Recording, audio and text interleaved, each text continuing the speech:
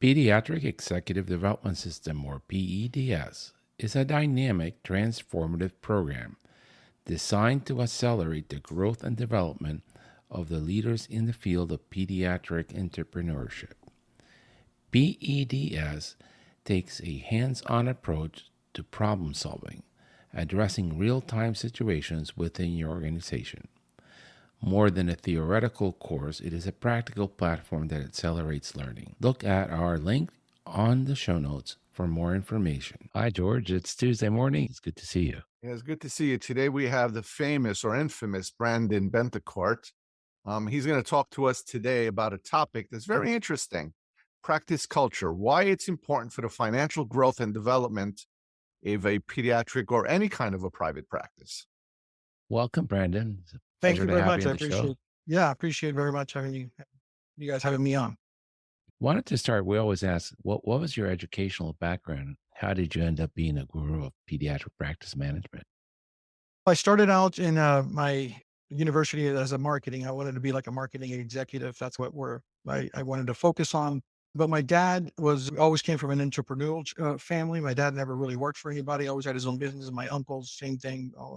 So I always had that urge in me, and then eventually transitioned over to business, and then got a master's degree. And then a few years into that, my wife, who's a pediatrician, decided that she was unhappy with the group that she was with and wanted to open up her own practice. And then I was in between jobs at the time. And I said, since I'm a marketing business person, let me help you out and get this thing up and running. And then 19 years later, I'm still managing the practice. And then I do consulting on the side. So, were you just shocked about how cumbersome and backwards the business of medicine is in America? Was I shocked, like how business was in America? No, I mean, no, sorry, like, how the healthcare was in America yeah, is like when you the come from business. an MBA and then you start looking at all the nonsense we do. Yeah, for sure. We have no choice. You have to do it, but I remember the first sort of realization. It was just the first week after we opened, and dealing with the paper charts, and then how you have to put one piece of paper in. First of all, you had these daggers that come up that in these paper charts.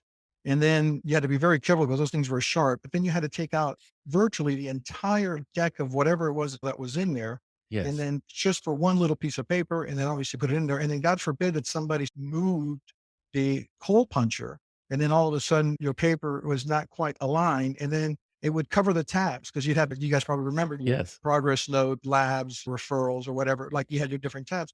And then it would cover the different tabs, and I remember thinking, there's got to be a better way. I cannot believe that this is the system. And so that prompted us immediately to start looking for EMRs. And then another one before we even started was going to a coding class the very first time. And then yes, hearing that, I didn't understand anything, nothing, right? Everybody was talking in this language of numbers, right? CPT codes. yes. And everybody was so well versed. And I remember panicking because all I knew was Joanna had told me, my wife, she told me, hey, we need to go to this seminar, because I'm like, what is it about? And she said, it's how we get paid. That's all she said. That's how we did. It's pretty important. I'm like, okay, let's go. This is before we had opened. We had arrived late, and then I walked in, and I'm like, I thought I stumbled upon like a foreign language seminar, and I'm not catching anything. But I'm not like Joanna at the time. I had only been out of residency for 3 years at that time, so I'm like, this is probably fresh in her mind.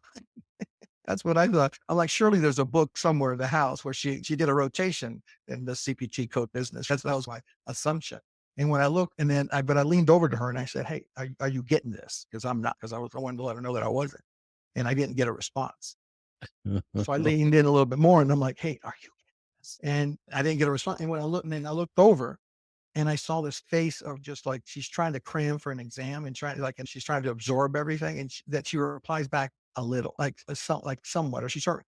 And then my panic began again. And then 2 weeks after that, I went to the community college and found billing 101, and I enrolled into that thing, and did all the way up to whatever the certification was. I didn't do the certification because I was like, forget it. I don't need that. I just need to learn this stuff. And that was another sort of rude awakening in terms of like how this whole thing works. When And you at first open, I used to treat it as it was a healthcare.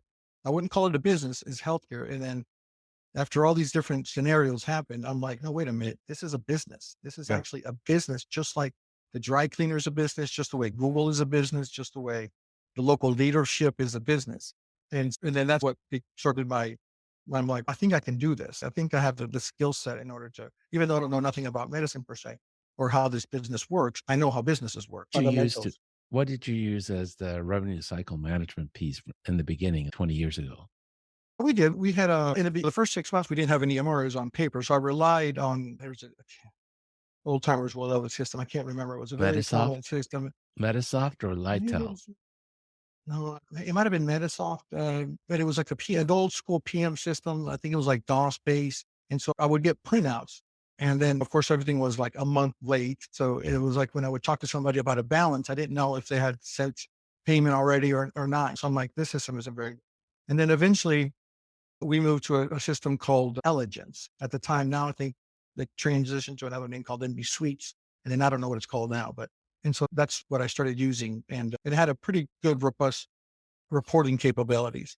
And so just intuitively, I started figuring out how, what I thought was important to start measuring. And to this day, I still have very strong feelings because I came into this without necessarily growing up in it or like my career is already midlife sort of, or early mid, I don't know, was sort of when I jumped into this. So it wasn't like I started from that this was my career path from the very beginning. Yeah. So I tended to look at things very differently from the very beginning. But I think a lot of physicians go through what you're going through because Yeah. they're business owners, and they're also trying to see patients and save lives. It makes it more complicated. And hats off to them. I don't know how they do it. We're fortunate in that I'm able to spend 100% of my time dedicate 100% of my time to the numbers, to the business side of the practice. And then Joanna, my wife, she has the luxury of spending 100% of her time in patient care. And I know that's not true of everybody, right? Especially if you're a small practice. One of the people that I tend to like to help the most are like the Joannas of the world. So my wife's of the world they're big enough to be able to have something going on as far as business, money, staff, but obviously not big enough to hire somebody that with a fit background in business and marketing and then with an MBA because they wouldn't be able to afford it. Now, if you got a practice of maybe 10, 12 doctors, 15 doctors, whatever, they can afford it to bring somebody in with the business capability.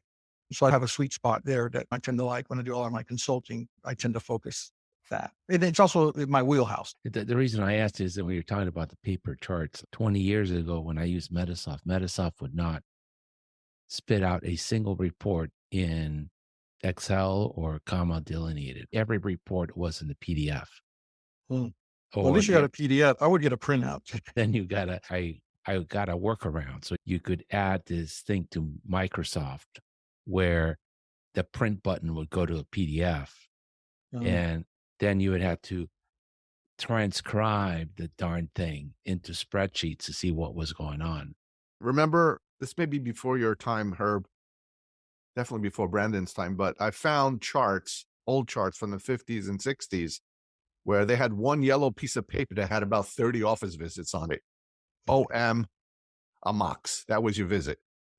And I think all these problems that happened is because medical legal, you had to write bigger and bigger notes. The billing was more complicated. Before, they used to write a little sentence. They'd send out a bill, 99213, and they get paid. They got paid with cash. Yeah, that's in 1998, 1997, That's when all the 99. problems started. That's when the government came out with the coding guidelines. Yeah. Yeah. And the bullet points. And so you have to Yeah. do this many things in order to charge for a 99214. Correct. Yeah. That created a bunch of paperwork. Yeah. Well, So I've always said, real quick about that, I've always said that, and I wasn't in that time, and I've heard old timers say that they would have 3x5 cards. Yes. That would be so I've heard old timers talk about that as well. But if you think about it, going back to the business aspect of it, like one thing that I figured out from the very beginning is that I do a talk on collections. And one of the things the question that I pose is, what business are we in? And everybody's, taking care of children. Like they always focus on that. And I'm like, so the physician, we are in the collection business. We are in the collection business because the provider, yes, he's in the business of taking care of children. That's fine. I'll give you that. But everybody else, because I'm talking to usually managers and stuff like that, the entire system is designed for collection. It does not make you a better clinician to know what CPT. That doesn't help you in any regard, right? Even the diagnosis, the actual code, the diagnosis code doesn't tell you anything because there's a name associated. One of the things that I realize is when they do like morning reports, or when physicians are telling another physician, they're telling about a case. Hey, I got this kid. Within 2 sentences, the other physician already knows what's going on, right? It's just like these little information. So then that humongous note is not necessary. And it, so what, Hmm. but why do you write that note? It's to justify the collection. So why do we ask for date? Why do we ask for an address? There's nobody else asks for an address. In another business, you go to a grocery store to ask for an address. You go to a dry cleaners. It's so we know where to send the bill. That's the only reason we ask for that. We ask obviously the card, the insurance card. That's so we know where to bill it. And so I don't know. I've never done the ratio, but I'm guessing 85% of all the data that we got, it's all for collections. So that's like we are in the collection business. Yep. And if we don't do it appropriately, then we don't get paid. And then so the doctor cannot do what he's good at, he or she is good at, which is, take care of kids. They're in that business, but so that's their local, but we are the coal for the locomotive that ensures that they continue doing that. So that's my whole spiel in terms of how important collection is, because the entire thing is set up for collection. So we are in the collection business. Those of us in the admin, that's what I want to say. Those of us in the admin. I'm sorry, I cut you off there. No, that's all right. I think the whole doctor's also in the collection business because, as you pointed out, I have to write all this stuff that doesn't add any value to the note and pick up CPT code and pick out an ICD-10 code just so the bill can get paid. Right. And if I could spend those 5 minutes seeing more patients, I could help more people, but I can't because I won't get paid, and then I'd be out of business. Exactly. It's a very cumbersome. Anyhow, what is pediatric practice culture, and how does that impact not only the financial growth, but I think the well-being of any practice? So the culture, not necessarily in a pediatric offices. This is true of any organization, any small group, church, synagogue, whatever the case might be. But essentially, is how people behave, or how people behave inside of an organization. And again, that organization can be a nonprofit, it can be a practice, it could be a church group, it could be anything. So when a group of people come together, exactly what are the norms? How do we behave? What is celebrated? What is frowned upon? All these norms that kind of go into it. And and ultimately, in terms of the business side of it, is aligning that culture, those values, in order to give direction, to give a sense of purpose, and then also to create a collaborative environment where we're all on board, rowing in the same direction. So that's a general, broad statement in terms of what culture is, and how it helps the people. So, and how it helps the organization is that when you are aligned culturally, and this is the premise, I'm going to give you the punchline, is that when you are aligned culturally, meaning that you are behaviorally and intellectually aligned. That's another aspect of the culture. When you are intellectually and behaviorally aligned, then it really is the last competitive advantage. So the one thing that distinguishes you from everybody else. If you think about businesses, and this, okay, since we're in the business of pediatrics, we can, we were talking about CPT codes. We have reporting systems. We've got seminars that teaches us how to code correctly. Other seminars that, that tell us how to use the system more efficient. So we've got all these areas. Let's say IT or EMR, accounting, finances, even HR. Let's say it's very difficult to become much more competitive in those areas. They're important and you need to monitor them, but there's only so much savings you can do, right? You can only cut so much of expenses. At some point, there's nothing more. And there's also, in this business in particular, the capacity to grow depends on the number of doctors that you add. So there is no economies of scale. There is no way to streamline the distribution line. For example, like an Apple can streamline the distribution and then maximize the revenue that they make for every iPhone. Here, actually cost increases as a result of seeing more patients, as opposed to every other industry. It's the other way around. Cost decreases as you increase production, right? So anyways, so when you have that area of the business, which people refer to it as the smart side of the business, because it generally focuses on the decision sciences, there's only so much that you can do there. And by the way, everybody else can do it just as good as you, because everybody has access to it. I mean, if you're the only one with an EMR, perhaps if you were the only one with a recall system, okay, or an inventory management system, fine, but it's available now to everybody. Coding, it's available to everybody. So to being competitive in that aspect of it is really not that, you're not going to get the same return on investment that you would on what I refer to as the human side or the people side of the business. So That's where the culture comes in. And when the culture is aligned, you're able to leverage that, and it truly becomes a competitive advantage because there's nothing that you cannot achieve when you have the right people on the bus, right? Or you have the right people rowing and everybody's rowing in the same direction. There's nothing that can come to you, or at least you have more of a chance to overcome any of the challenges that come your way when the people are aligned. Then and you have a strong culture and people understand what the vision, the mission, what their purpose is, what's expected of them, what is cool, what is not cool, what we accept, what we don't accept, what we celebrate, what we don't celebrate. When everybody's clear about that, then that's truly the money then will follow essentially because you have everything else lined up. What you're Does that saying make sense? is, so what you're saying is the tools today are available pretty much to anybody. The Yeah. EHRs, the recallers, the schedulers, and all that kind of stuff. You have to have the right people that are able to use these tools in an efficient way to make better work plans and processes. But in medicine, as doctors tend to make things more complicated with more things. So it's not only have the right, so we're not talking just about skill sets because skill set is obviously important, but it's not just a matter of skill set. It's also, that's why I said intellectually and behaviorally aligned. I'm the one guy in Chicago that probably could care less about sports, but I like you to use sports references. It's not just how many times do you see a sports player in professional sports do awful in a team? Like he's a star, but on paper, all the statistics, everything does very well. And doesn't perform very well in that team.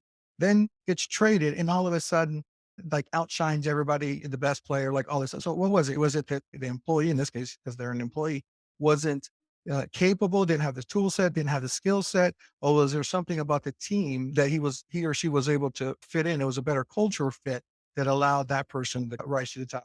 Or oftentimes you see teams that are high performing teams because they have a whole bunch of stars. And statistically, if you look at this, the underdogs, the ones that don't have any stars, generally tend to outperform the ones that have the stars. And the reason is because generally speaking, they'll have a much stronger culture, like less ego and more. Well, we can get into what it takes to get have a strong culture. But just essentially, yeah, it makes So things more complicated. But if you're well complemented and you have skill sets, so again, in sports team, not everybody's a pitcher. There's a right. certain, or even in a band, we got the guitars back there. Not everybody can be the lead guitar player. Not everybody can be the singer. The drummer is just as important, or even in an orchestra where you've got a whole Yeah. bunch of instruments. So Very important. Chip Hart talks about that because he's a data fanatic and he loves baseball. And you take a team like the New York Yankees that pay tons and tons of money for the best players from all over the world, and they're beaten by teams that don't have that budget just because they have a much stronger culture. They don't just go for the big money players. So culture is very Exactly. important. And if So you look Where do at you think the coaches, so culture starts in medicine? I'm glad you're asking that question because when I give the talk about culture, the doctors will tell me, this is a great talk. You need to talk to my managers or my No, supervisor. it's the I'm like, doctor. no, I was talking to you, Yep. the leadership. So the culture starts at the top. So here's the thing about culture. You are going to have a culture, whether you focus on it or you don't focus on it. If you give two hoots about it, you're still going to have a culture. And if you focus on it, you're going to have a much more desirable culture, right? So might as well have a much more desirable culture than as opposed to just let it go. So you will have a culture regardless, but the culture, and then it's either because of the leadership. In both instances, it's because of lack of leadership or it's because of great leadership, and that's where culture starts. It starts at the very top. That's a point that I wish I could just like if anybody just try home. It's that it starts at the top. What I found, and you guys would be interested in what your thoughts on it, is that I've noticed that doctors in particular, they feel comfortable being in the leadership role with parents, with maybe their clinical team. But then when they're business owner, they don't seem to assume or take it, well, have the understanding that they're the leader as the way that we look at leaderships in an organization, right? So it's like you are the CEO, no matter how small or big this organization is, you are essentially are the CEO or the partnership, you're the board of directors, and then there's a managing partner. And so they don't view themselves as the leadership the way that other organizations says, yeah, he's the leader of this organization. Is that why is that? Well, first of all, is that true? Right. That's a hypothesis of mine. And number two, if it is true, then why do you think that is? I think what it's true, but the reason it's true is because I guess the physician sees themselves as the captain of the team. But somehow this money and business is not part of medicine, so they shy away from it. What do you think, Herb? I have a different perspective. I think it's the way we indoctrinate physicians. Medicine is a very hierarchical, I call it the Catholic Church of Mm. professions. You have a pope who is the department chair, whatever department it is. Big Rush in Chicago, pediatric department. I am the chairman of the department. Every director of specialty care in that department answers to me, and I can fire them at will. And then the people that work under the directors report to the director. And in Chicago, the culture is even a little more toxic because at Rush, I don't know if it's true today, but when I was there, the chairmen of the departments at the hospital have a captain's chair table where they sit, and only the chairmen of the department can sit at the center table, and everybody else has to sit in other tables. And the message is, you may be a doctor, but you're not a leader. You follow the orders from the chairman. And if you don't follow my orders, I won't sign off on your boards and you will never have practice. And I won't write you a letter of recommendation. You will never have a job. So you're not a leader. You do as I tell you to do, and you keep your little mouth shut. Because if you annoy me, your career's over. That kind of messaging does not create leaders. Right. It creates beaten down followers. And the hospital administrators have taken that playbook and use it to their advantage so that they can be more profitable and physicians have a lesser and lesser role in the care. So I can see that in the hospital setting, and I've often thought about that the hospital setting is very hierarchical, very military structured, right? So it's even with the nurse, starting with the physicians and the nursing, like on the floor, for example. I'm not sure, like in the administrative, but if you're, let's assume that it is a military sort of structure. There's still team leaders, and that each leader is the leader of their team, right? But then it doesn't seem to when you take it outside of the hospital setting, and then so I understand the training, I understand that. But then when you're leading a practice and you decided to be the owner of this practice and have autonomy and all these other things, right? Presumably that's why you opened the practice to begin with. Then why not approach it the same way as that you were taught in the hospital where there's a leadership? Now it's you, by the way, and then run it the same way. Whereas I'm going to continue. This isn't a democracy. This is an autocracy or whatever the case might be. And then we're going to run it in it. But now I'm the head honcho here. Because that's what you learned. That's the kind of leadership that you learned in the hospital. And Just you're follow. gonna take it Just follow. outside. So you have to change when you go outside. Called Right. pivoting. I find that you don't do that pivoting, and therefore some of these sort of thing. That's my point. That Yeah. Right. they don't see themselves as leaders. It- And when so I often, and I'm looking for a better word, but I can't find it. It starts with the leadership. But when I say the leadership, they usually don't. It's like, oh, he's talking to me. They're thinking of somebody else. He's, oh, I need to talk to my manager, or I need to talk to my practice administrator. I'm like, no, it's you. You're the one that's setting the tone for everything else. If the parents are fighting, or if the parents are up here doing it, even though you're doing it back behind closed doors, the kids still know. So if there's Yeah. dysfunction at the top, it doesn't matter how well equipped your quote unquote leadership is, it's still going to trickle down. Yeah, because the way the kids know that mom and dad are not doing too well, even though they're having their discussions behind closed doors. It's a very interesting phenomenon. You talk to pediatricians, and we mostly talk to pediatricians, but when there's a problem, they always go, "What does the American Academy of Pediatrics say about that? What do you say about it?" You're The, right. You're The right. American Academy of Pediatrics isn't seeing patients running any kind of practice across the country. So what do you say about it? What do you think about it? True. And they're like, "Oh, let's see what the American Academy of Pediatrics says." And that's that lack of leadership. They don't want to step up. And It's and interesting. Yes. it's Yes. not, again, from the time you're a medical student to the time you rid yourself of the chairman of the department by going to private practice, you're beaten down every day. Interesting. Interesting. And so the culture of medicine, unfortunately, is be a follower, not a leader. If you speak up, you become a disruptive physician and your career will end. And Very so interesting. it's Yeah. better to keep your head down and obey the boss. That does not lead for independent thinking or leadership. And then the second thing we see in our coaching class is We are masters of one thing, pediatrics, Mm, and we're very good at it. Get me to repair my car, and I don't even know how to right. open the hood, right? Because I spent so much time mastering pediatrics. And so the people that have this vision of what they want their organization to look like feel so short on the management leadership skills because they've never been formally trained. No, absolutely. And they have this total fear of fail. So it's very interesting because I tell George this. George says, I never fail. I said, George, I fail so many times. I'm still like a kid. I punch buttons on my computer, see what happens. Mhm. And failure is how you learn. Failure is how you grow. Failure is how you learn to lead people. But And you guys are all risk averse, though.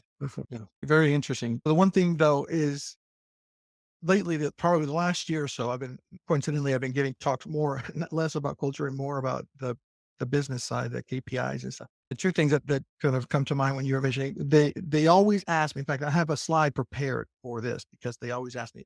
They want to know what everybody else is doing. What's the evidence base? What's the yes, practice management evidence based sort of equivalent, right?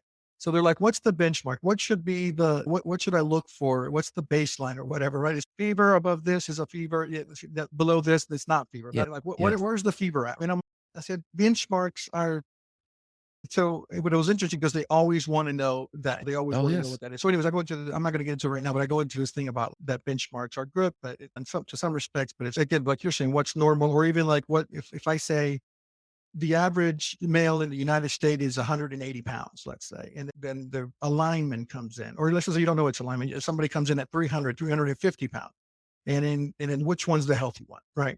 And it right, turns out, if I give you a little bit more information, that the 350-pound guy is alignment for the Bears, and that dude is jacked and nutrition, eats great, and with the other guy, I don't know, doesn't eat very well, smokes, drinks, I don't know, everything back. yeah. So then what? Then there's yeah, you guys understand what I'm saying. No, no, So absolutely. yeah, the benchmark thing and the wanting to know exactly. It doesn't. So I'm like, apply it the same in Europe, where the kids in the 95th percentile or the fifth, it doesn't matter as long as they're tracking, as long as they're That's appropriately tracking on where they're doing. It doesn't So matter if that they're the that 95th or becomes the fifth. the art of medicine that we're losing sight of, Right. because yes, you have the science, and the science is a computer algorithm that tells you this, that, and the other thing. And people are losing sight of thinking outside the box, thinking, "Ooh, that guy is 200 pounds, but he is a football player and he's bulking up and he eats healthy."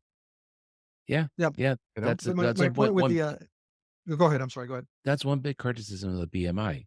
The BMI doesn't really tell you anything for the exact same reason you just pointed out. And in the business world, it's even worse because I can really, most of the time, massage the numbers to tell any story I want in the Right. business. So the way you put the numbers together can tell different stories. They say that 75% of statistics are made up on the spot. Yeah. Yeah. So to have a healthy, thriving culture, you have to start with vision, mission, and values. Yes, yes, that would be one area where you can focus on. But before you get to that, you need to ensure that you are Chip. Also, you mentioned Chip has a talk, and I only know the title. I haven't actually heard the talk, but it's "Are you working with the right people?" or something like that. Are you working with the wrong people? Yeah. Yeah, we talked about it, so I know what it's about, but I haven't actually heard it. And before we get to that point, it's very important that the team, the leadership team, has a everybody's aligned. That there's a true there's a that they can come together, and they came together for the right reasons. There needs to be trust. There needs to be, and when I say trust, there needs to be a vulnerability based trust. So it's not trust in terms of I trust that this person's going to come through. I trust this person's going to arrive on time. I trust this person's going to complete their charts. It's trust that I can be like, you're better at this than me. Like, I need help. Like, I'm vulnerable enough to go to this person to say, hey, I'm not very good at this, or I'm having trouble. I'm bogged down. Can you help me? Your skill set is better than this than mine, or I can help you. Or yeah, because of course, again, going back to that, now it makes a lot more sense. Going back to that environment, it's also a very competitive environment, right? And not often very, perhaps collaborative with your clinical staff, but not necessarily collaborative all the time with your peers. especially in medical school or a residency where it's just a complete competition, right? So anyway, so that now a lot of things are starting to come to perspective for me. But anyways, that's where it starts at the very beginning. So there needs to be usually these groups, you have a partner, right? And then, or you have one partner or at least partners. And that's why sometimes the solo practitioners generally do this a lot better because it's just it's only one person that, that sort of sets the tone. But when you have a group of people, then you need to establish that vulnerability based trust. That's number one. And that's not very easy. And it takes a little bit of time because if you don't have that trust, then you're not in a great position to deal with conflict, right? Because it's unavoidable. As much as we don't like to, and because we're pediatricians or whatever, we like to play nice, all these things. But conflict is very important. But you need to know how to handle conflict. So conflict resolution is very important. However, if you don't have the vulnerability based trust, if you don't properly trust the person that you're dealing with, then conflict is not about the best idea wins, or it's about me trying to convince you, who knows, like all these different things because everybody's playing close to the chest, right? Because there's an agenda or there's some resentment, or it's because you said this a long time ago and I didn't appreciate that. That didn't get handled way back then. So then now I'm bringing this up, making it seem like it's something else when underneath, like the iceberg at the very top, it shows what the feelings are, but underneath there's all the stuff that's been saved up. And then when there's not safe ground to have conflict and productive conflict, then people are not going to buy in. Again, going back to the sports team, they have conflict all the time. They yell at each other. They have this stuff, but it's all about because they know what's in their best interest, and they're all there to do a job. So that conflict leads, and then there's buy-in. So imagine going to a team or even an orchestra. Let's just change it in case somebody doesn't like sports here. If you're in an orchestra and you're going to be like, I don't like what the director chose to play, I'm going to play my own thing. It's like that. We're going to know that you're going to play your own thing. And then it's just not going to be, and it's not helping anybody out. But at the very least, there should be input, right? Buy-in from not, perhaps not everybody, but there are certain section leaders, let's say in an orchestra, that will here's my recommendation, here are my notes, I think here's how we should do it. And then the director takes it in and then decides exactly how they're going to go about it. So then there needs to be an opportunity to weigh in. And then if there's not an opportunity for weigh in, then people are not going to buy in to whatever it is that is agreed on. Then it's going to be very difficult to hold people accountable, right? Because there isn't all these things that have been created. So we've committed, but then somebody committed to complete their CME, or somebody committed to completing their charge. 80% of the charge should be completed on the same day, let's say. And then they're not. They committed to it. So therefore, the team, the leadership team, should be able to be like, hey, what happened? You committed to this and you didn't come through. Normally, because the trust isn't there, and then how to deal with conflict and all this other stuff, then it's an attack on me. It's like, why are you attacking me? Why are you on top of this? Did you not know? Did you not see my schedule? My schedule was full of behavioral health. And those things, you're scheduling me for 15 minutes, and that's a minimum of a 45-minute visit. Everybody starts getting very defensive. It's like, we're talking about your commitment that you're not keeping, right? And then measuring goals, like are we measuring what we need to measure and ensuring that we are moving forward, which is another thing that we don't do very good. So to make a long story a little bit longer, all these things need to happen at the leadership level before you get to the vision, the mission, and all these other things, because there's going to be issues, especially the bigger the group is, in terms of deciding what the mission is going to be, what the vision is going to be, what are our values. So you need to have this vulnerability, this trust, this conflict resolution, all these things in place before so you can start hammering out what is it exactly that we are here to do. So I got two questions there. So for a lot of the times, there is no team, like with your wife. Well, your wife had a team. It was you and her. But often the team, when you start a practice, is the doctor. That's it. No one else is coming along for the. And then the other thing happens is that practice has been around with two partners, and now they're looking at taking on a third partner. But the vision, the mission, the values have already, for better or worse, been settled upon. And there's always this push, tug, that the younger people want to change some of the mission of the organization. And the older people are like, it's working, it's making money. That's how we were able to hire you. Why would we change it? One, for the most part, when things are starting out, is one player, and they put their stamp on the way they want that. How do you handle when the younger physicians come into a group and they want to start changing the vision and the values? In that regard, so let's go say a young physician wants to come in and start changing the vision and the mission and all this other stuff. That to me is a sign of poor leadership of the senior leadership. So they did not communicate clearly what the vision and the mission was to the younger physician. And so for the younger physician to decide whether or not this is a vision and mission that I want to subscribe to, or like this is the boat I want to jump onto. So the fact that that the younger physician is trying to make change is already problematic, right? That there wasn't an earnest conversation there in terms of what are your values? Says, I want to change the world. We don't want to change the world. So therefore we're not a good fit. So thank you very much for coming. And so that's the conversation that should have happened. So that leaders, you're saying that they're set in their ways, the leader to settle upon. I would say that perhaps, but it was not. And that this is what I often find, that there is a culture, but it's not properly communicated. It's not properly expressed. It's not written down. And it's not reinforced. That's another big part about this, is that you constantly have to reinforce it, and you reinforce it by many different ways. But one of the things is how you hire is one way, how you reinforce your vision and your mission. But let's go say part of your values is flexibility. Let's go say that you are open to new things. Then this new candidate that's in, or this younger partner or this younger physician, then it's great. That's what we hired, somebody to bring in fresh new ideas. And so we are open to hearing what you have to say, because we are an organization that this is one of our values. You know Yeah. what, Brandon? I think that's a great thing. When we interview young doctors, we tell them if you have a special interest, by all means, bring it over and we'll try to figure it out. But what I've been finding is, yeah, they have interest, but they want me to figure it out for them. Why would I want to? I'm busy. Yeah. I stumbled upon this culture thing from remember, my practice is 58, 60 years old. Mm-hmm. They did things the way they did. And I just pounded my head against almost every single door until I broke it down. And that's where we are today. But I think physicians need to learn the team approach. Now, the one thing that we did really good was when we did our renovation in our new office. Herb, remember when he came over, we had all the doctors sitting in one room? Yes. Yeah. I don't know why we did that. I think it was by accident. But you get to sit inside the room with all the doctors, all the generation, all the sexes and whatever, and you can talk about things. I know about everybody's kid's birthday and baseball game and who won what award.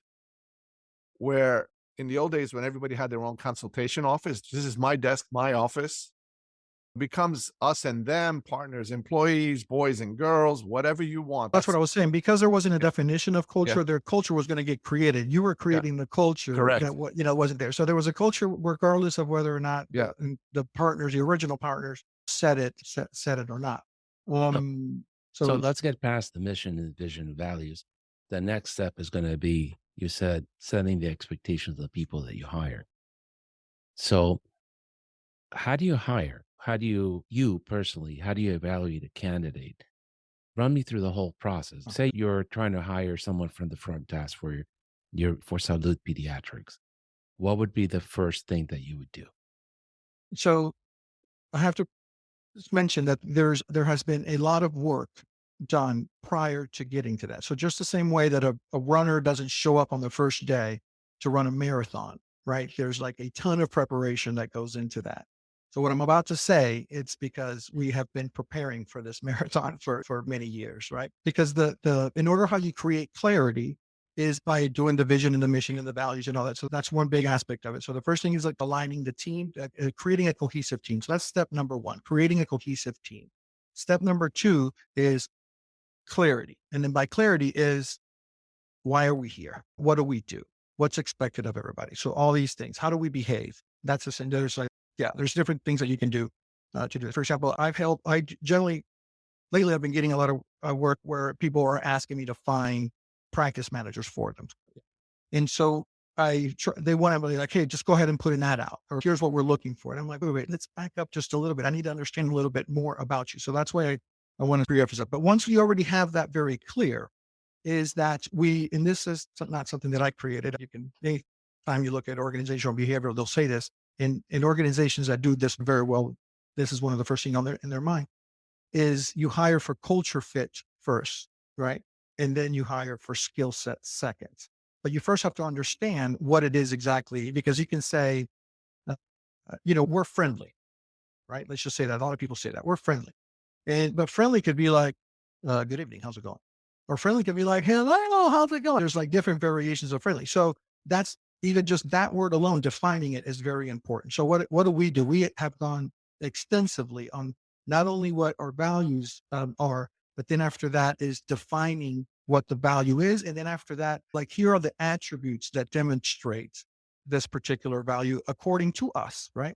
So when I put out an ad, I'm looking for, you were mentioning like compassion, or I'm looking for somebody that has like a very customer service centric training. So if they don't have any healthcare training, but if they work at a Starbucks, I'm going to at least talk to them for a little while, right? Because I know that they have people training, and that's what I want. Because another thing is, the only distinction we're talking about before, the practice management side.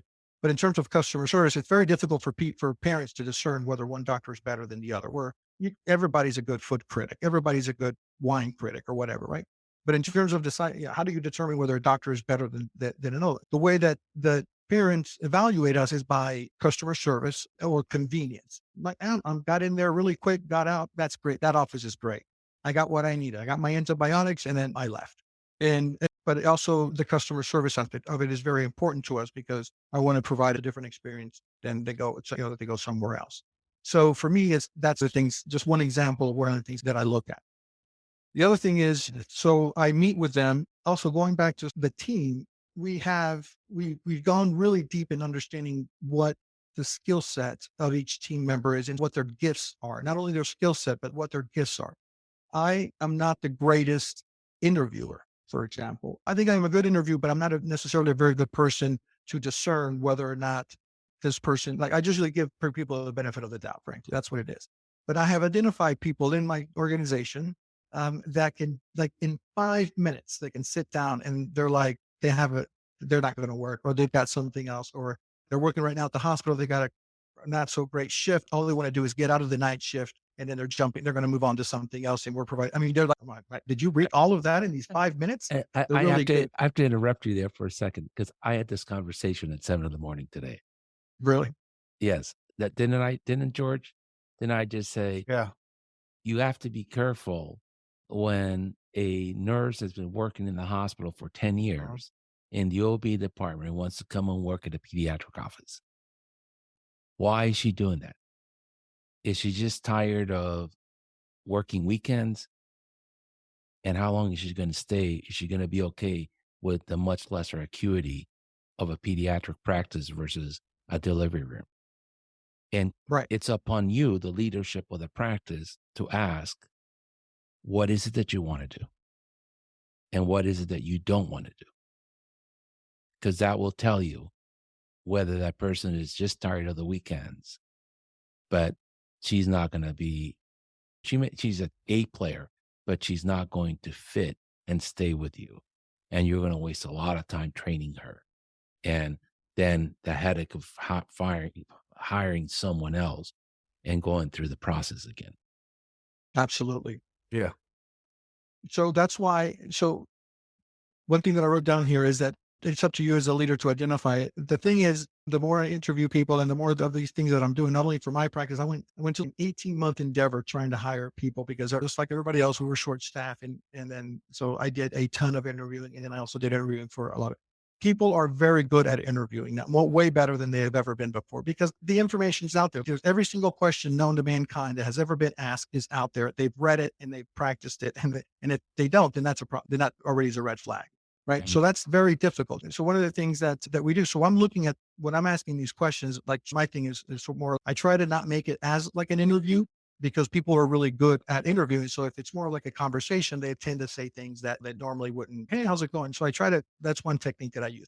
But I'm looking also, and there are also, before this used to be an advantage, not so much, but using behavioral questions, right? So tell me about a time when this, that. So I'll use it. People often ask me, what questions should I ask? You can search them online. There's a gazillion of them. But a better way of doing it is circumstances that have happened in your practice where you're like, I didn't like the way this was, or this employee didn't do very well. Give them that scenarios. Hey, listen, you have pick up it's a baseball game and it's the final. But we've got 3 patients that are coming in that we decided to, no, but so what do you do? How would you act in that way? Like, how would you be? And it's no, my shift is at 5. I leave at 5. Right. And so if you're looking for somebody that goes, and not to say that's a bad thing, but I'm just like, if that's not one of your values, we values like we go the extra mile no matter what, then like mission before family, mission before whatever. It's fine that your kids are doing that, but hey, my husband is over there. I'll get there later. Or if the person says before leaving, I don't know, ask to see if they need my help. I'm like, okay, that's somebody that has more of what we're looking for. Anyways, that's one way that I do it. No, I was just And gonna say the process is extensive, and there's a reason why it's extensive. and then so you subscribe to hire very slowly, fire fast. Do you want the practice manager answer to that, or do you want the Yes. consultant answer to that? With both. Both. Okay. So this is very similar to the advice that pediatricians give when they don't have any kids. It's 2 hour screen time. You have to, the baby can't sleep in the bed like that. When you got your 3rd kid, you're like, sure, he can watch, like, you got to rest at some point, don't you, mom? And that. So it's like different advice. This is the same way when same advice, same thing happens when I'm a consultant versus a practice manager. I would like to say that I hire slow. Yes, I do. Fire fast. I'll be frank. I'm not that great at it because I don't like conflict. I'm just so You're that's nice. yeah, it's a very difficult for me to do it. And fortunately or unfortunately, the skill set, the personality, we tend to be a bunch that we're like, why don't we just all can't we just all get along? We don't have anybody that's like, not that likes conflict, but is not afraid of it. So knowing that's a weakness, then I do have to make an extra effort to do it. But so to be very honest, but yes, the consultant answer would be yes, slow to hire, fast to fire. The practice manager is like, oof, but then if I fire, how long is it going to take me to find? It's not like I've got like an army of people waiting to jump on board here. So this is going to take me another 18 months. I'm just going to go ahead and deal with this person, which is not the right thing to do. I know sometimes it comes to bite me in the rear end afterwards, but there's a lot more considerations. But so But what we do is that's the art of practice management too. So, as a physician, I have to cut your foot off. That's the only solution to the problem you have. But the art of that is saying he's not ready yet to give up his foot. Eventually, right, he'll come to that conclusion. And yes, we're running some risk because the longer the infected foot stays there, the more likely he might have a bacteria in his blood and get into sepsis and blah, blah, blah. But I'm going to give him a couple of days to come to peace with that. Um, that's the art, I think, of managing. yeah. Do you And that use conflict, any? that conflict is one thing that I'm overcoming. That is, I have more frequent check-ins with staff members, and so just the same. If you think about it, like again, I keep going back to the sports thing, but just even a director, like you're a constant check-ins with the team, right? Like the director only has one job, and that job is to ensure that the team is or the musicians are doing what they need to do. The coach he's got his job, but he's watching the whole time everything that's going on. Like he's there observing. And then if there's something, hey, you're not covering number 44, he's like immediately giving feedback. So that's what I'm trying to do. And the reason for that is that because if the problem doesn't get addressed sooner rather than later, then it becomes a lot more difficult. So then by the time like if I've written you up 3 times and then it's like they know if you're late one more time, then you're going to be gone, then they just don't show up because they know That's what's right. coming. So that's another thing that's underdone in an office is that setting proper expectations. It's like, we need to get rid of this person. They didn't do this. I'm like, well, did they know they were supposed to do it? Were they given the opportunity? Were they given the tools? Were they prepared? Do they have the capability of doing what you're asking of them? Like all these different stuff. Yeah. Anyways, Um, do you use any standardized behavioral tests like the Big Five or the DISC inventory? we do. The disc is one of my favorite. They're all good. I think they're all good. Disc was the one that I used the most. And lately I've been using one called the Six Geniuses. It's by the Table Group. If you look at thetablegroup.com, the only disclosure that I have is that I'm certified in that. I'm not certified in this, but I am certified in the Six Geniuses, but I have no financial relationship, no deal So, with them. But what is the Six Geniuses? oh man, how much time do we have? No, like That's the reason I like the Big Five is because it tests for people who are very neurotic So usually, if somebody's very neurotic within your team, it just throws everything off. Okay. So The reason this is different because the test is more a character assessment test or the yes, Myers-Briggs or whatever. This is more it's two things, but it's more of a productivity tool. So okay, what is it that you're really good at? Or and really what it is what gives you joy? Because I actually do this okay, presentation about I tie this into a burnout talk that I do.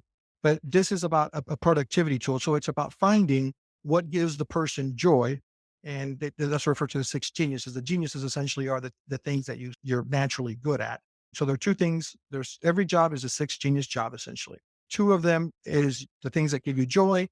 That's on one end. On the other end, these are the two things that deplete all the joy.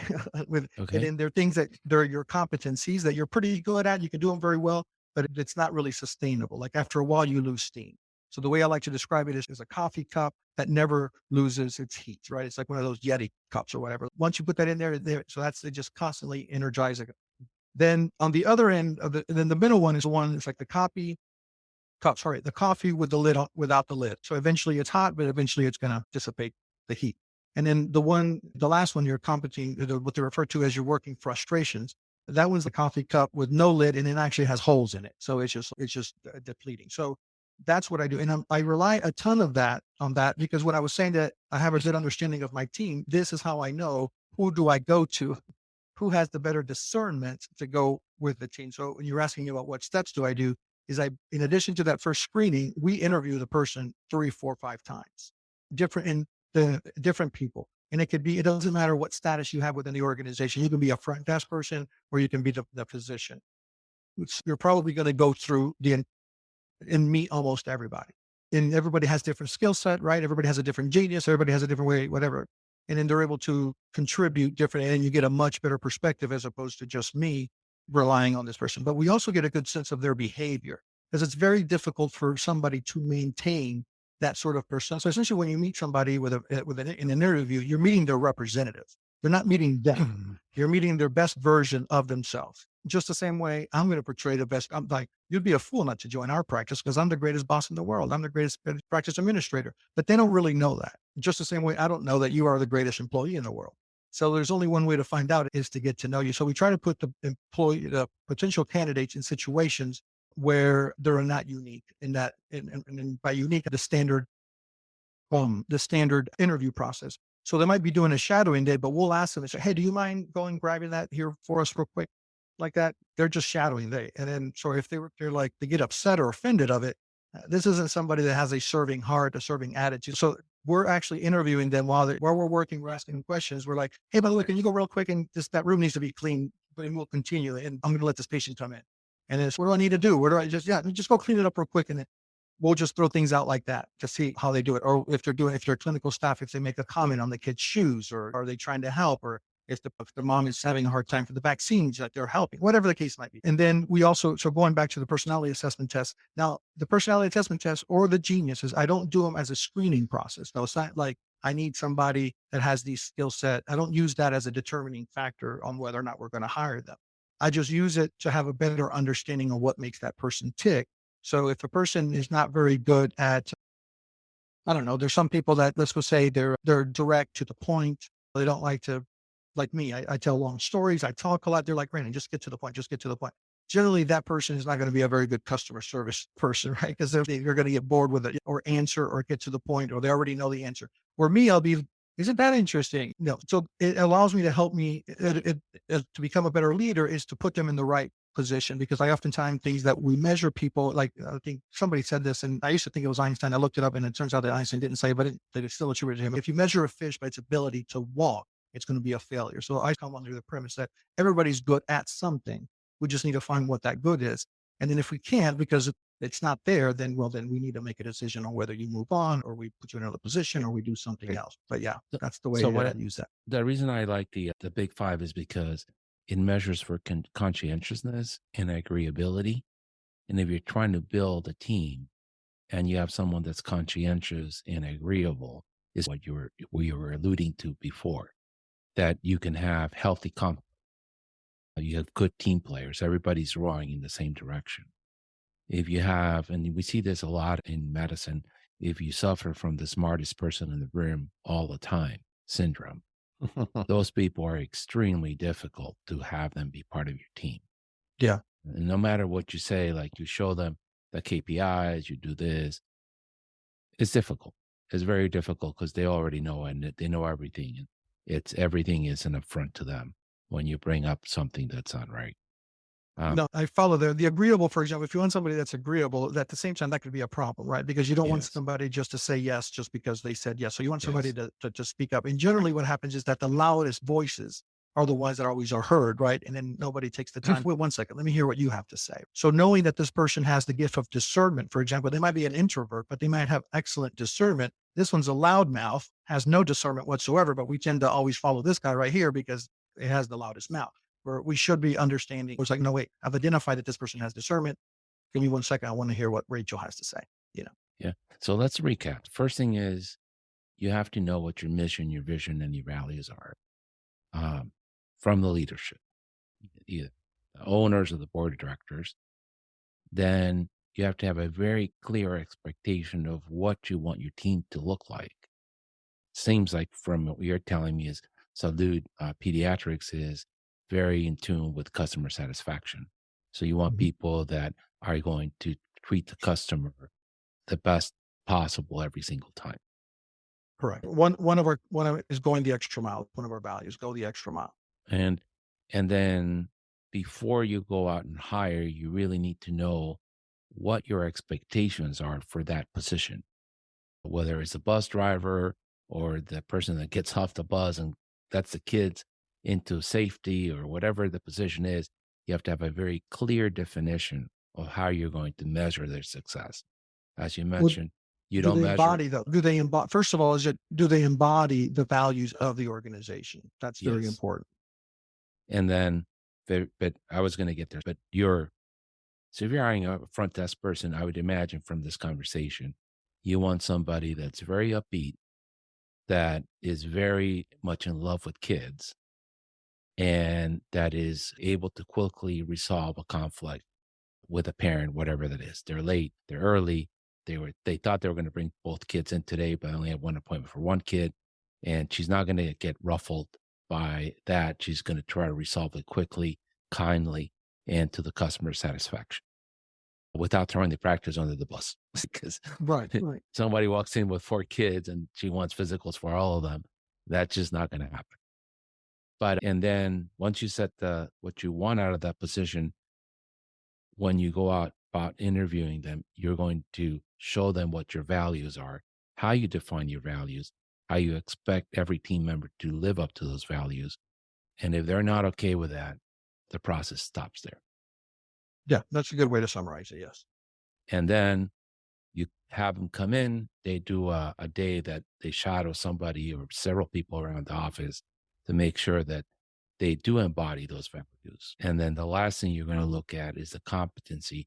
And then hopefully, because you built a scorecard of what you wanted them to do before you even put the ad on the paper, you can sit down with them every 90 days and say, we agreed, Herb, that you were going to see 20 patients a day and you're only seeing 10 a day.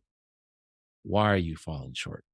Are we not scheduling correctly? Are you falling behind? What is it what can we do to make sure we get to the 20 patients we agreed on? And that's how you build a very healthy culture. Yeah. It's the healthy.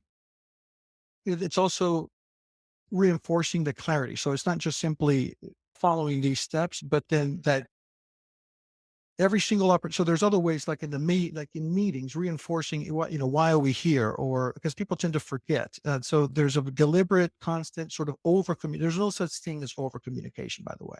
That's another thing that I've learned that like, I already said this, they should have learned it, right? That's no, you need to say it all the time. And if they're not mimicking me, if they're not like Brandon says, and they're imitating me, I haven't communicated this enough. That's my Yeah. benchmark. But generally speaking, the broad strokes, yes. But the essentially is putting the Collins, to Jim Collins, Putting the from right good to people great on the on the bus. right Yeah, seat on the bus. exactly. It's all about that, and that requires a lot of effort. Lately, one thing that I did with this new batch of people, just because we were so understaffed that we didn't even have enough time or I could pull people away to interview them.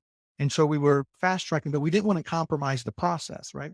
Because the staff was like, we would much rather endure what we're enduring right now of being short for than to hire somebody that's not going to work with us. They were the ones that told me, they're like, no, that person, I'd rather not. Okay. So what I did is I gave him a proposition to the candidates. I'm like, hey, listen, how about if we give you 2 weeks? I'm going to pay you, and you're going to, but it's going to be like an onboarding training process. So for 1 week, you're going to train on the system or EMR. They've got a whole bunch of training modules. And in the morning, you'll do that, and in the afternoon, you'll do the shadowing. And then we'll touch base at the 1 week, and then we'll touch base at the second week. And if we both agree, then we'll move forward. And to one candidate, actually, two candidates, that I wasn't sure about them, I offered them money. I right on the spot. I'm like, the job or $1,000 a check. I can write you a check for $1,000, no questions asked right now, or the job. And they're like, the job.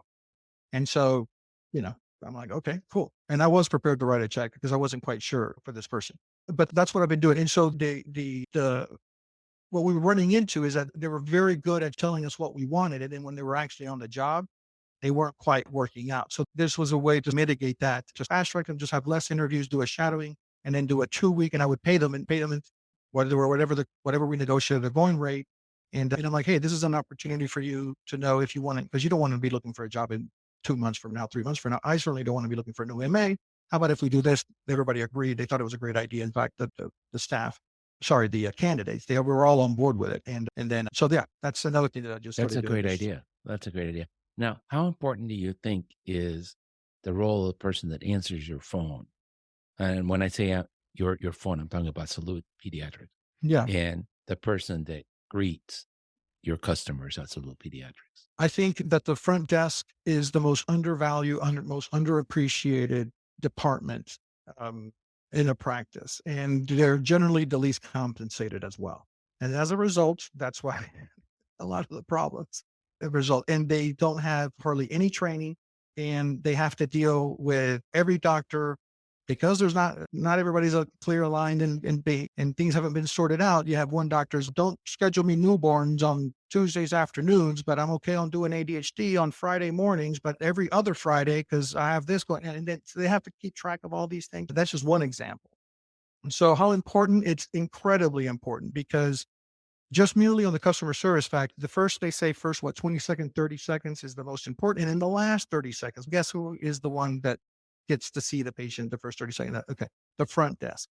They're the ones that answer the phones, of course, but they're also, depending on at least in my office, but many other offices as well, there's like air traffic controllers of the practice, right? So, because they know who's coming in, they've made the appointments. This whole notion about we should separate the phones from the front desk. It's great if you got a humongous department and you can afford to have people just answering the phones. But if you're a small practice, 4 doctors with us, 3 doctors sometimes, it's a very small staff. So the people that check in, people that collect, people are the same people that answer the phones. And they call back the pharmacy and whatever, and all these other. And so they're very important, but so they know what's coming in because they made the appointment. They know the patient's story. They know all these things. Then they can see if they're getting backed up.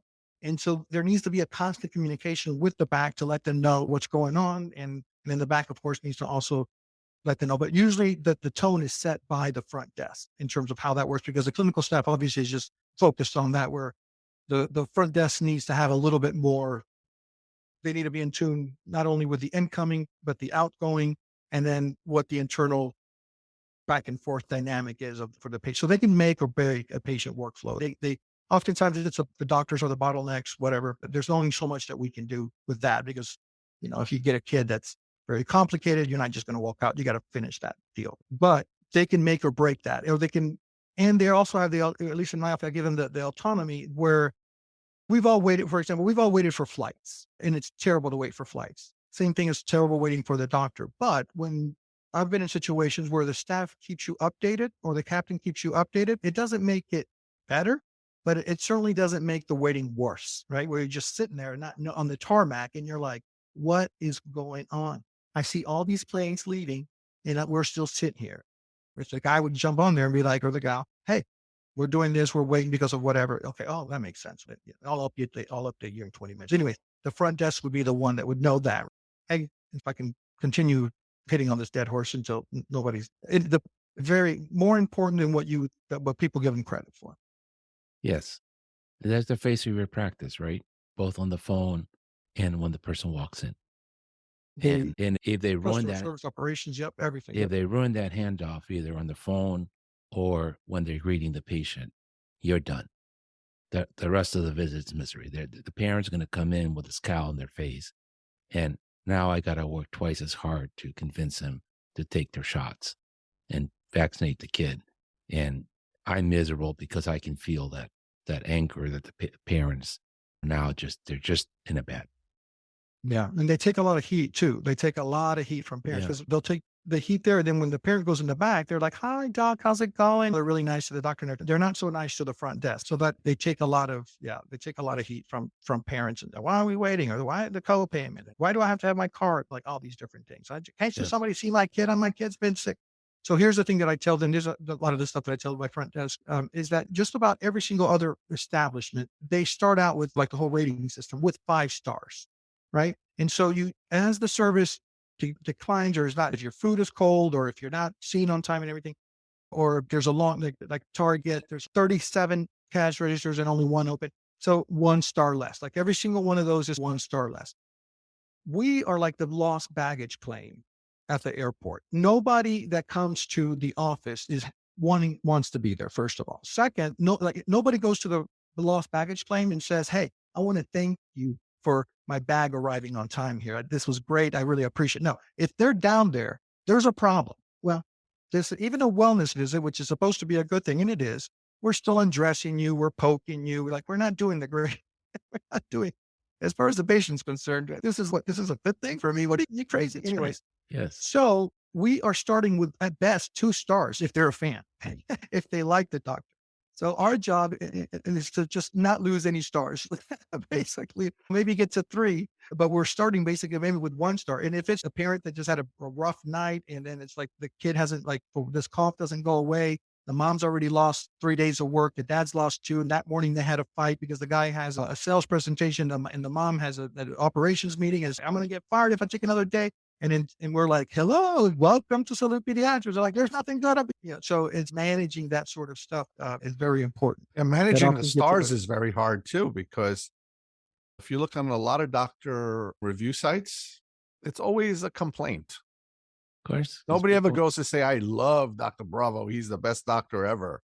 Very Oh, rare. right. unless you're a plastic surgeon, Yeah. That's a right? I mean, different story. but he's absolutely right. And when you go to the doctor, it's not a happy occasion. It's not like when you go grab a beer with your friends at the bar on a sunny day. It's you got to drag yourself there. Yeah. That's what makes it a difficult business. The good news, though, is that the bar is very low in healthcare. So when you look at studies about customer service, they'll put us with airlines, which is a terrible experience with TSA, with this whole thing. So that's the bad news. And then but the good news is that the bar is so low that it doesn't require much to do a good job. That's true. That's a great way to look at it. Yeah. So Well, that's what I aim for. I'm like, "Hey, we just have to jump just a little bit higher and we're there." Yeah. this Yeah, is but speaking of airlines, like now they renovated the entire LaGuardia Airport. Let me tell you, the Delta terminal is fantastic. TSA is fantastic over there. You go in, you're right in through security, you're done. It's actually a pleasure. There's never a well, line. Well, They got the work that brings plan. a good point to look at your office and be like, "When was the last time I renovated this Yeah. place?" As far as patient experience, and even the Yeah. culture. Like if your culture is a culture of warmth, of I don't know, of compassion and stuff like that. Look at Starbucks. If you read their values and look at their mission and stuff, and you go to their stores, you're like, "Yeah, this feels like it." Apple, same thing. The store feels exactly what. So, anyways, the people that do this very well, if you study those organizations, the airline, for example, like another people that do this very well is Southwest Airlines, right? They make no bones about the fact that they're the cheapest ones, and things are cheaper, but they also don't compromise on other things, and their service reflects that. Right? When you travel, if you've ever traveled with Southwest, you understand. Although I think they've gone through different management, things have changed just a little bit, but yeah, historically, they're completely different. But though that's one company that actually focuses a ton on culture. That's culture first, and then skill set second. And if you go to their website and you look at what their values are, it's like friendliness and connecting people. It's nothing about transportation. We're connecting people. So if you show up and you want to get on a plane early, they're not dealing with this whole, well, you got to pay us a fee and all this other stuff. It's our purpose, our mission here is to ensure that you get to your destination no matter what. So the person at the counter is running through this filter, doesn't need a supervisor to approve for this person to jump on this. Hey, is there yeah, there's an empty seat. The plane's leaving. Nobody else, everybody's checked in, jump on. Because, and that's how you also keep people on task. But you have to communicate that. What do we do? We connect people, and we customer service. We're friendly. Like, check, is it costing us any money? Because they're really big on low fares, right? Or is this thing going to delay the flight? Is this going to cause anything that's going to, no, it's not. In fact, it's going to free up a spot on another plane. So therefore, boom, they're on there. And that's an example of having somebody that has a very clear, or an organization that's very clear about that, what their goals are, what their vision, what their mission, and then communicating that to the staff, and then giving them the autonomy to execute. And then it's the last competitive advantage. Eventually, we talk about the financials, then that's, people are going to come to you, or you're going to have a good reputation. Then the money comes afterwards. That's where tie this back in when all these things are aligned. Aligning that to medicine, Herb, I have to say, if you do good quality, the money will follow. Good quality medicine, then the money will follow. If you follow the money, you'll never do good quality. Yeah. Unfortunately, I think to his point, which is absolutely right, what we as physicians define as quality is different than the customer, what they define as quality. And so we have to play both sides of that card. Yeah. Not only do I have to do good medicine, but I have to provide a somewhat pleasant experience in a trying circumstance. Because when you have a sick child, it's a trying circumstance. Even if I get the diagnosis of the ear infection and the amoxicillin dosage right, and the kid's better, the parents haven't slept, the kid's miserable, and we have to take care of that customer expectation too. Yeah. All right. So welcome. This has been a wonderful hour and a half, and very insightful. Thank you for sharing your time this morning with us. We look forward to seeing you sometime. I enjoyed it very much, and thank you for the invite. And yeah, love the discussion. And I actually learned a whole bunch of things too about the whole, sort of started falling into place. So yeah, I appreciate that insight. Great. I hope we see you again in the show sometime soon. All right. Thank you. Have a wonderful day. You too. Pediatric Executive Development System, or PEDS, is a dynamic, transformative program designed to accelerate the growth and development of the leaders in the field of pediatric entrepreneurship. PEDS takes a hands-on approach to problem solving, addressing real-time situations within your organization. More than a theoretical course, it is a practical platform that accelerates learning. Look at our link on the show notes for more information.